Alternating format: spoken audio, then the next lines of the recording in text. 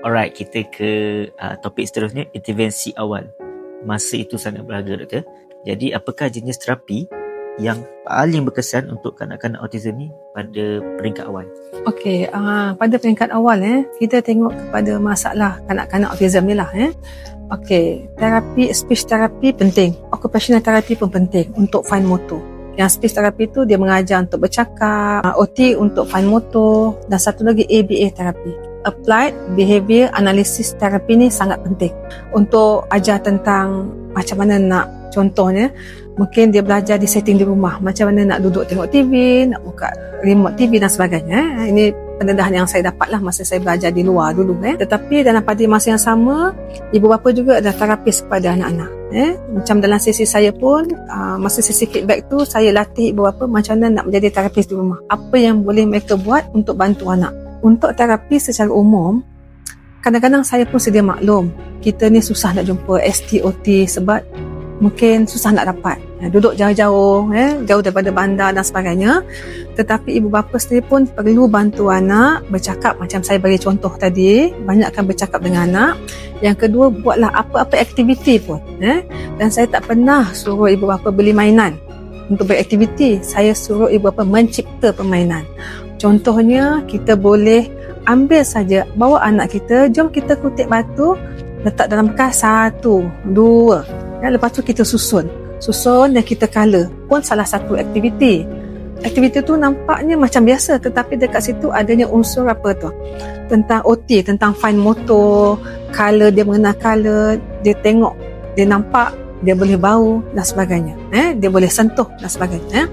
Kita boleh macam zaman dulu lah, kita main cop-cop tu kan, dengan kentang dan apa, semua kita boleh buat. Jadi anak kita pun Pendidikan seni, nampak pendidikan seni, tetapi banyak membantu meningkatkan dia punya IQ sebenarnya. Banyak aktiviti di keliling kita tu kita buat, dan tidak ada satu pun limitasi untuk berikan terapi pada anak ni. Buat apa saja asalkan tak bahaya. Janganlah pergi kasih pisau, tu bahaya. Buat aktiviti fizikal, trampolin, aktiviti berlari kat padang, aktiviti menendang bola, buat satu persatu. Jangan lupa yang paling penting, swimming penting.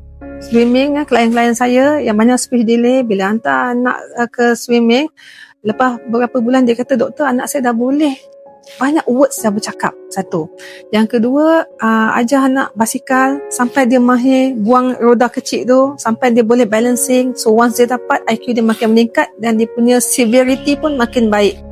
Lebih baik lagi. Dan satu lagi, aktiviti yang penting juga, tapi kita tak perasan, kita make sure anak kita at least umur 2 tahun 6 bulan dah tak pakai diapers dah. 2 tahun 6 bulan dah independent. Yang mana ada anak autism speech delay, lepas tu dia ikut cadangan kita untuk latih anak ni toilet training. Lepas dalam 3 minggu ke sebulan tu dia kata, doktor, anak saya si Ahmad ni makin banyak words dia dah dapat dah. Daripada toilet training tadi. Yes, betul. Sebab apa? Toilet training, bila kita nak buang air besar, air kecil, kita je yang tahu. So bila kita tahu ke mana kita nak pergi. Otak ni memberi signal. Signal dekat sini, signal ke sana. Jadi dia macam dah connect lah. Nerve otak tu dah connect lah. Dia umpama macam tu lah. Itu antara aktiviti yang wajib buat lah untuk bantu anak improve dia punya severity autism. Lagi sekali, boleh recall balik anak-anak kat rumah tu yang mana masih pakai pampers lagi. Jimatlah juga duit kan kalau dah tak pakai pampers buat 2 tahun. Jadi kita akan meneruskan lagi soalan seterusnya, bagaimana ibu bapa boleh menyokong intervensi di rumah dan bukan hanya bergantung pada pusat terapi yang macam doktor kata tadi.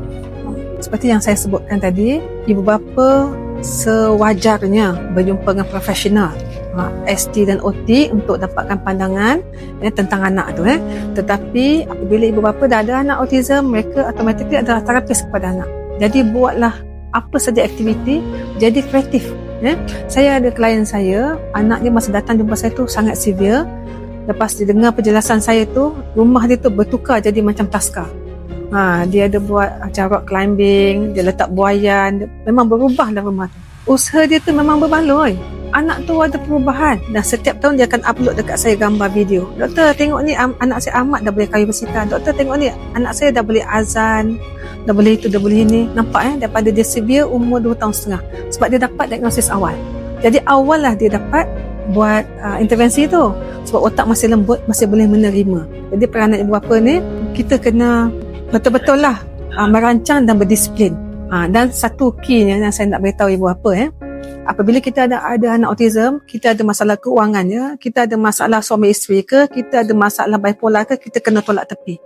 Otak budak ni dia setengah menerima, menyerap semua yang ada ni. Kita kena fokus ke anak kita. Once kita dah terlepas intervensi tu, pemahaman dia, kognitif dia tu dah masuk 7 tahun, 8 tahun, nak katakan terlambat pun takut nak cakap kat parents. Nanti dia down.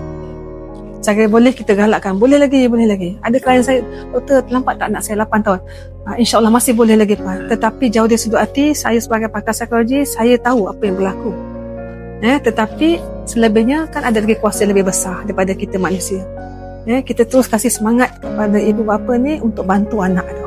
Walaupun umur dia doktor jumpa dah anggap macam dah jauh, dah dekat remaja, tapi doktor bagi lagi posisi manfaat. Ada banyak cara intervensi mengikut keperluan dia lah.